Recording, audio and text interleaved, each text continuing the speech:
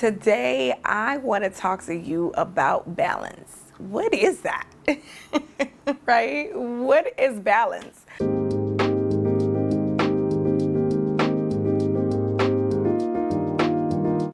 Hi, beautiful queen mothers. It's your girl, Kismet, your favorite licensed therapist and purpose coach. I am excited to bring you another week of a wonderful, inspirational conversation, because everybody keeps talking about balancing motherhood and wifehood, balancing personal time and kids time, balancing family time. Like, what is that as a mom? And I would love to hear your comments in the comment section.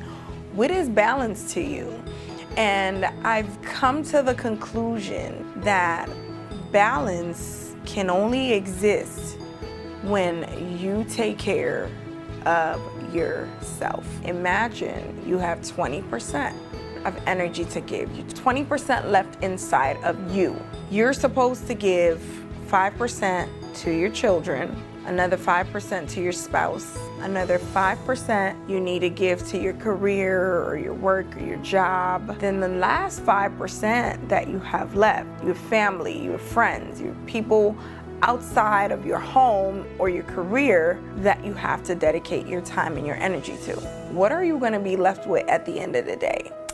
Zero. Exactly. Nothing.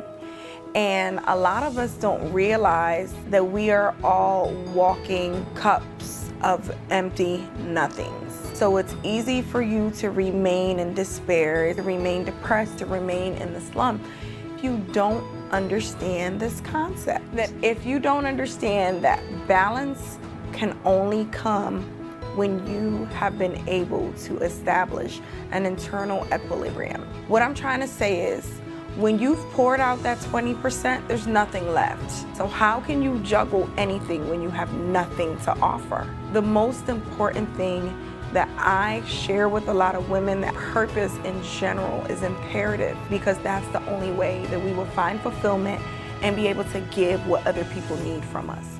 So if you don't discover that, if you don't spend time to pour into yourself, you're never going to be able to balance anything.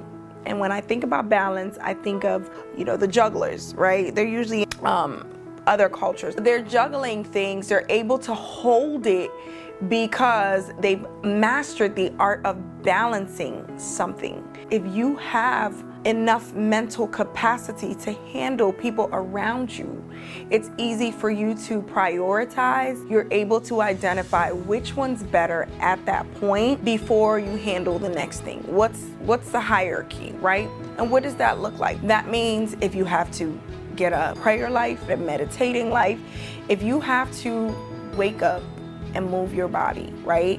Have an exercise regimen for yourself. And in my course, I teach this concept of my wish, M-Y-W-I-S-H, wealth, influence, spirituality, and health. Without these constructs, there's no way that you'll be able to stand firm when the things of life come tumbling down on you.